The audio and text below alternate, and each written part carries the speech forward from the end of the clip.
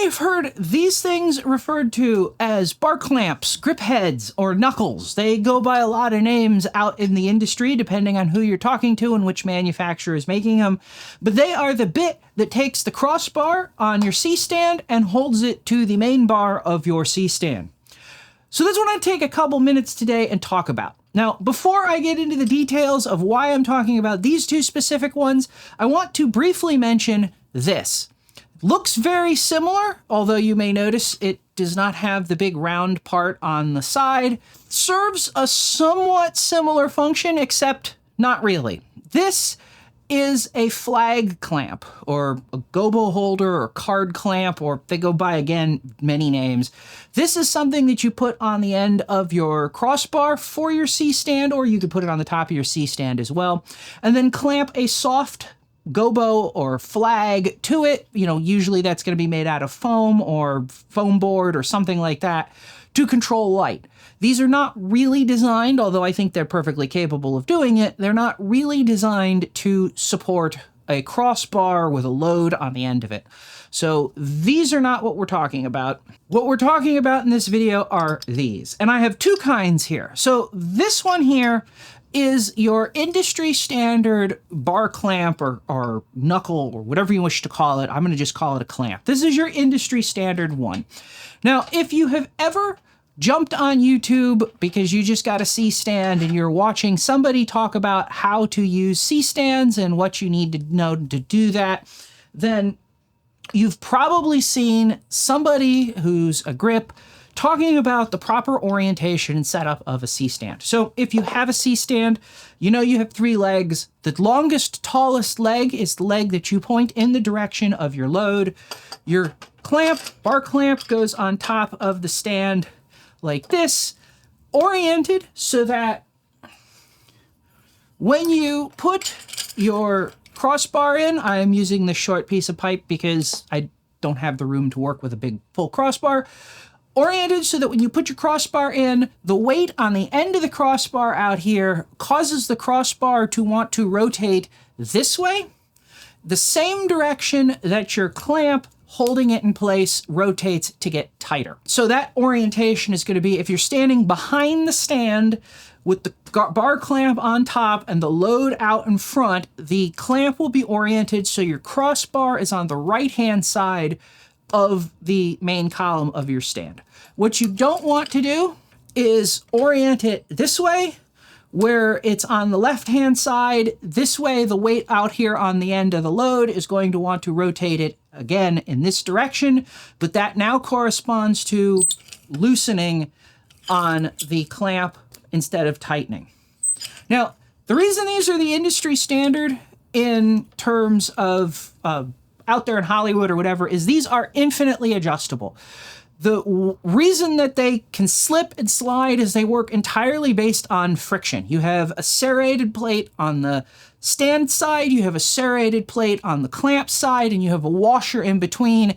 When you tighten down the handle, the two sets of serrated plates dig into the washer, clamp down on it, creates a bunch of friction, and that friction keeps this from rotating and falling over. At least that's the intent. But it is still friction-based, and that's why you need to orient it in the proper way to ensure that it doesn't loosen as you're using it. And that brings me to this clamp, which looks virtually identical. This is made by Newer, and generally I would consider this to be a vastly less expensive and vastly, I know a lot of people would actually consider it to be a vastly inferior option. This does not use friction. If you open up the clamp, there is no washer in here between the two sides of the clamp plate. Instead, this uses a mechanical locking system. There is a rosette of gear teeth on both the clamp side and the rotating side. Those teeth intermesh, and when they're intermeshed, nothing can go anywhere. Now, the downside to this in most applications is that it is not infinitely adjustable. If you need to move your flag just a little bit, you have to move it in a fixed step or increment like this. So if I put a rod in here and I point it, say, like this, and I loosen, I can rotate it to this new position, which is not a very big change, but it is still, that is the smallest change that you can have. And if that's out on the end of a 40-inch crossbar with a flag on it, that could be a couple of inches, and that may be a problem. So these are not the kind that are generally desirable by most grips or in most applications. That said, in some applications, I find these to be infinitely better than the standard style clamp. And the reason for that is because it is mechanically linked together. There is no way when this knob is tightened down for this to rotate in any direction.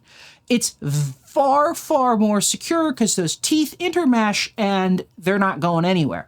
The only way for this to rotate is for the knob to actually be loosened enough to allow the teeth to pull apart so that they can be reoriented.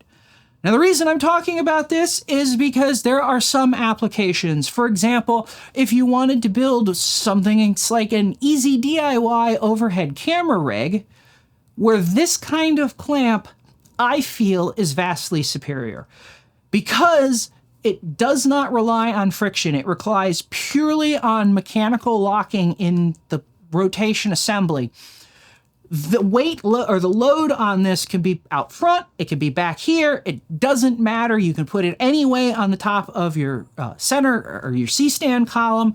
It doesn't matter. It will not loosen as long as you tightened it down, fully, obviously, when you set it up. And it's never going to slip or change. I will put a link to this clamp that you can buy if you don't have one, if you are interested in using that for some application or you see a use for this in your workflow, in the description below. As always, if you found this useful or at least interesting, let me know by hitting that like button. If this kind of thing seems like it might be your kind of thing, please consider subscribing if you're not already. Finally, if you'd like to help and support this channel, you can help us by linking and sharing this video, and you can support us directly by hitting that thanks button or buying something you've always wanted from one of the affiliate links in the description below. And as always, thanks for watching, and I'll see you next time.